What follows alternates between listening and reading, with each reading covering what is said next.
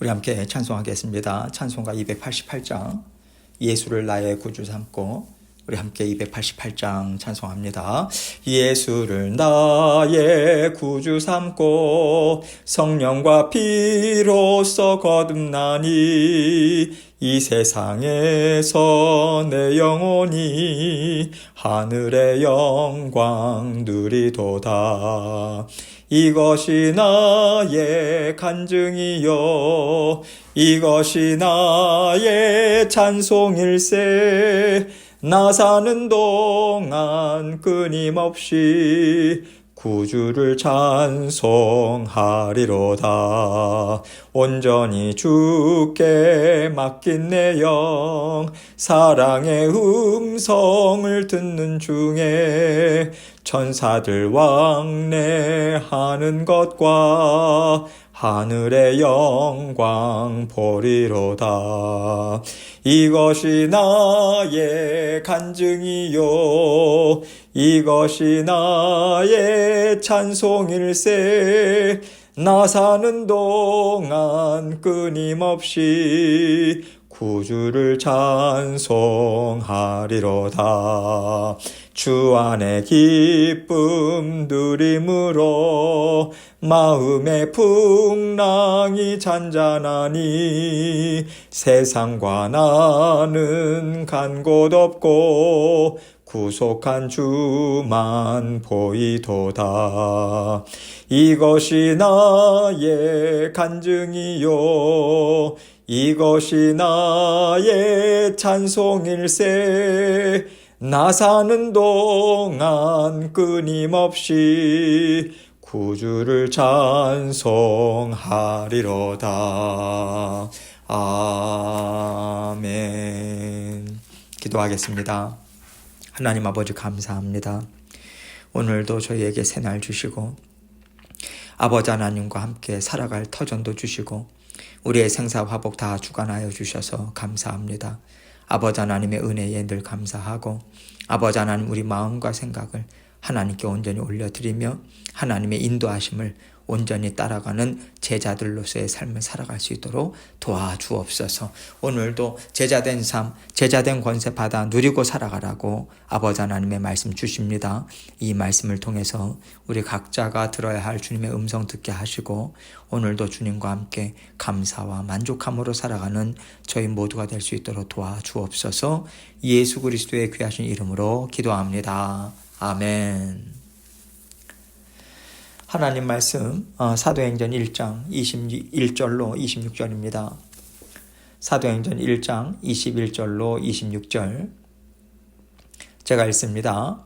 이러함으로 요한의 침례로부터 우리 가운데서 올려져 가신 날까지 주 예수께서 우리 가운데 출입하실 때에 항상 우리와 함께 다니던 사람 중에 하나를 세워 우리와 더불어 예수께서 부활하심을 증언할 사람이 되게 하여야 하리라 하거늘 그들이 두 사람을 내세우니 하나는 바사바라고도 하고 별명은 유스도라고 하는 요셉이요 하나는 마띠아라.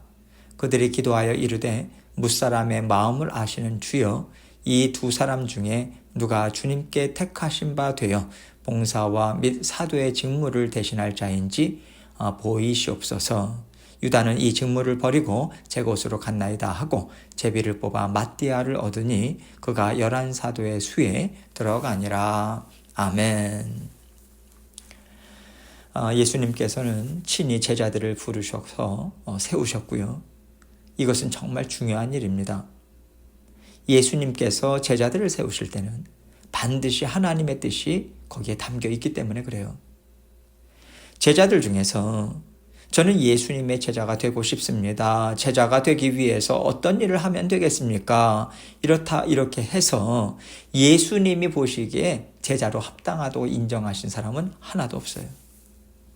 예수님께서 제자들을 직접 부르셨고요. 이것을 콜링이라고 소명이라고 그렇게 말을 합니다. 소명이라고 하는 것은요.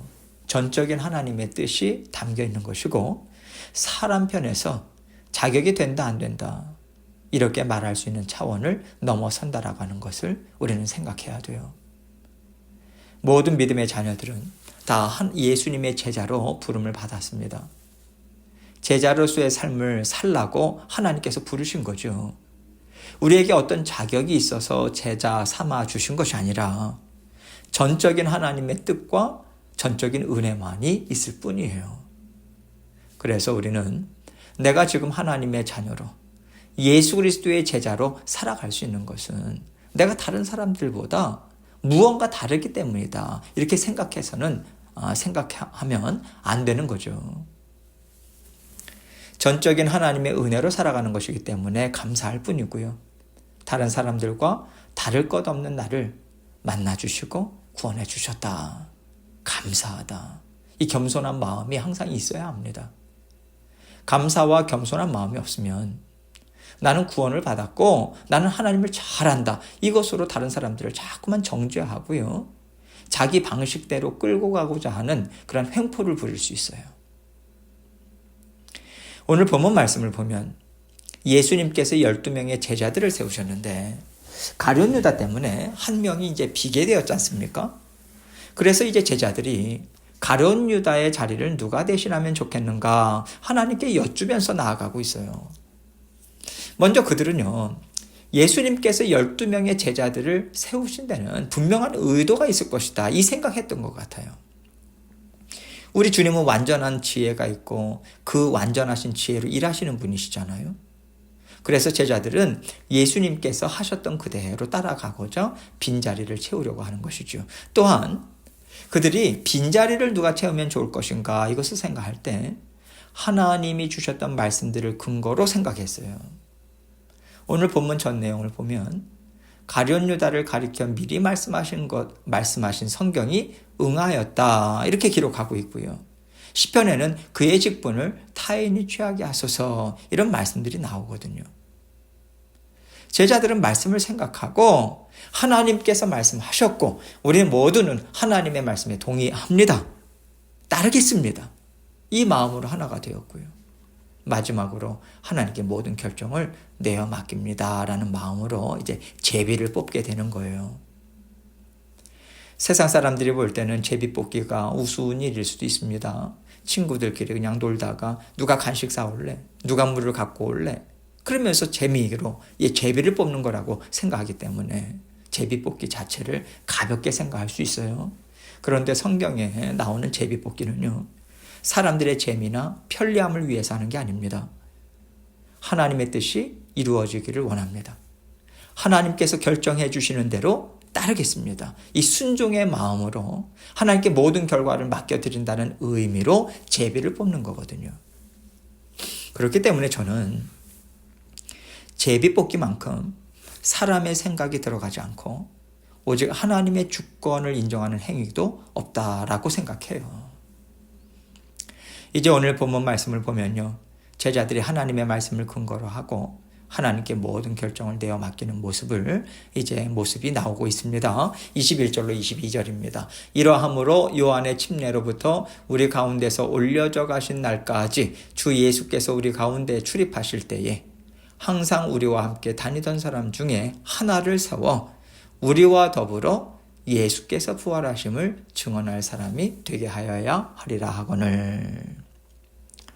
제자들은 가룟 유다 자리를 대신할 제자의 기준을요, 침례 요한의 침례로부터 승천하실 때까지, 다시 말해서 예수 그리스도께서 공생애를 사시는 동안 항상 우리와 함께 다니던 사람들 중에 세워야 된다 이렇게 말하고 있는 거예요. 예수님이 우리 가운데 출입했다라고 하는 얘기는요, 예수님과 얼굴을 마주보고 대화를 나눴다는 거예요. 예수님은 제자들의 결점도 드러내시고 말씀으로 고쳐주셨죠. 제자로서 어떻게 복음을 전해야 하는가 가르치셨습니다. 그것을 행하게 하셨죠. 이 모든 것들을 함께 배우면서 살아왔던 사람이어야만 그 자리에 세울 수 있는 제자가 될 수 있다. 이것을 지금 그 자리를 메꿀 수 있다. 이 기준 하에 그렇게 이야기하는 거죠. 이것만 중요한 게 아닙니다. 우리와 더불어 예수께서 부활하심을 증언할 사람이 되게 하여야 하리라 이렇게 얘기하거든요. 예수님에 대해서 아는 것이 끝이 아니라는 거예요. 예수님께서 나의 구원자이심을 나는 믿는다. 예수님이 아니었다면 내 인생은 망했을 거야. 지금 살아가는 것도 예수님께서 도와주시고 은혜로 인도해 주시기 때문에 살아갈 수 있는 거지. 예수님의 다스림을 떠나서는 나는 살고 싶지 않아. 예수님 없는 삶은 나는 생각할 수 없어.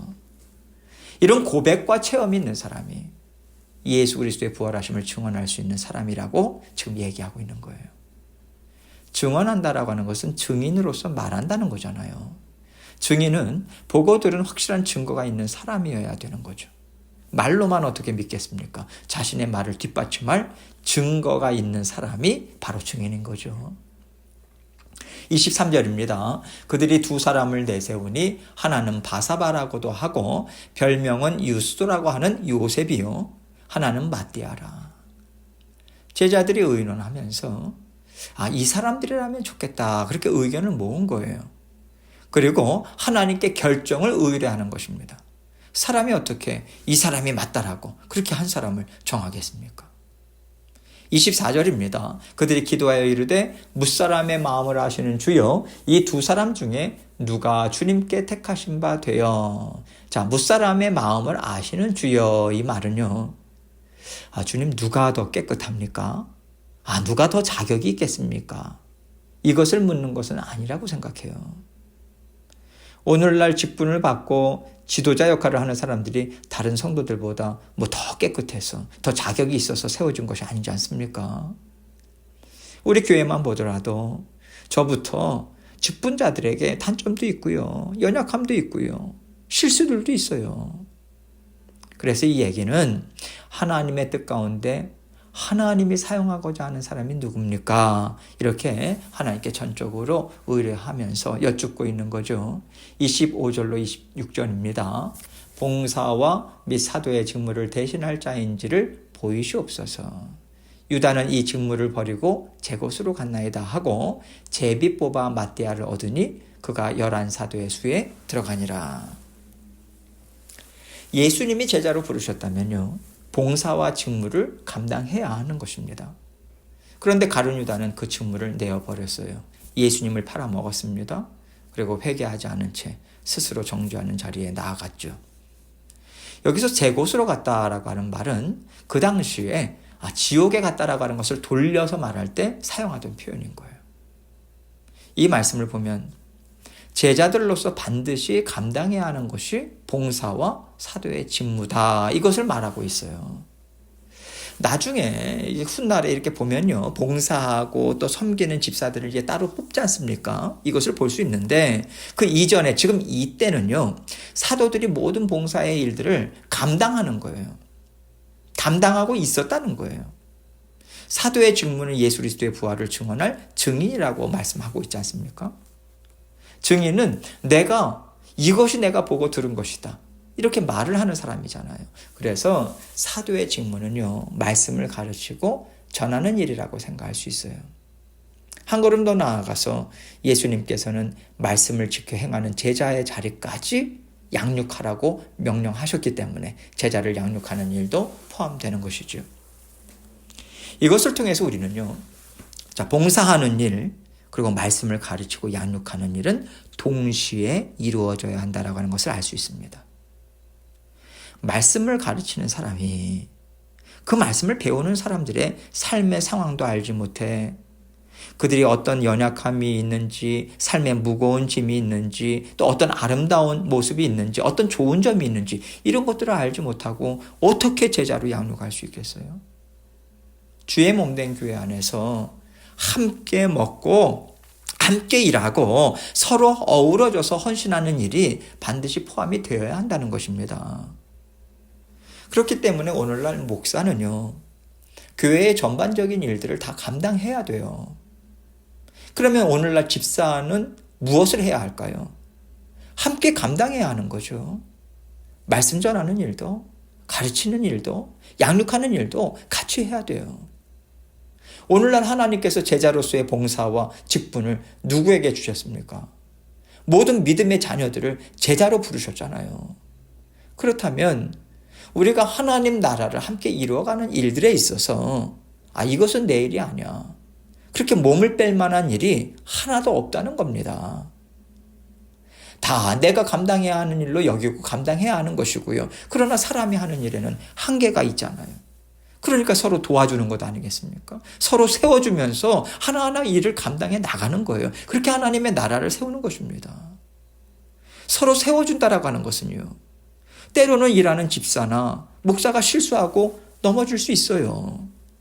그럴 때 사랑으로 좀 품어주고 기다려준다는 의미가 담겨 있는 것입니다. 모든 자녀들이 다 양육되고 자라나야 하는 그런 대상들이잖아요. 이거 생각하고 그래도 우리 목사님이지. 그래도 우리 집사님이지. 이렇게 세워주는 역할을 성도님들은 하셔야 된다는 거죠. 또 목사나 직분자들은요. 일들을 맡겨준 성도님들의 마음을 놓치지 말아야 하는 거예요. 어떻게 하면 모든 성도들과 다 함께 하나님의 은혜 가운데 동참할 수 있는가? 이거 항상 생각하면서 교회 지체들이 다 함께 제자의 삶을 살도록 도와주고 세워줘야 하는 것입니다. 우리 한 사람 한 사람은요. 하나님으로부터 제자로 부름을 받았고요. 제자로서의 직분을 우리는 받았어요. 그렇다면 우리가 이 제자의 직분을 소중하게 정말 생각하고 있는가? 이것을 항상 생각해야 합니다. 우리 주님께서 우리 각자에게 너는 내 발이 되라. 너는 내 손이 되라. 너는 내 눈이 되라. 너는 내 귀가 되라. 그러면서 부르셨다라고 하는 것에 대한 분명한 인식이 있어야 하는 거예요. 그 역할들을 맡겨주시고 하나님께서 주의 몸된 교회를 이룰 수 있도록 주의 몸된 교회의 지체들로 우리를 한 사람 한 사람 세우셨다는 거죠. 하나님께서 우리 각자를 주의 몸된 교회를 이루는 지체들로 부르셨다라고 하는 것은 거기에는 하나님께서 우리 각자를 통해서 이루실 분명한 뜻이 있다라고 하는 것입니다. 이 소명감을 가지고 하나님께서 맡겨주신 일 다 함께 감당하면서 주의 몸된 교회 힘차게 함께 이루어 가시는 저와 여러분이 되시기를 주님의 이름으로 축원합니다. 함께 기도합니다. 오늘 말씀 생각하면서 정말 예수 그리스도 없으면 나는 못 산다. 예수님이 없는 나의 인생은 생각하고 싶지도 않다. 정말 이 마음이 있는지 주의 몸된 교회를 하나님의 주권적인 뜻 가운데 그 지체들을 하나님께서 불러 모아 주셨다라고 하는 것을 정말 믿는 믿음이 우리에게 있는지 다시 한번 돌아보고 또 하나님께 아뢰고 우리 기도 제목들을 가지고 우리 주님께 나아가도록 하겠습니다. 기도하시겠습니다.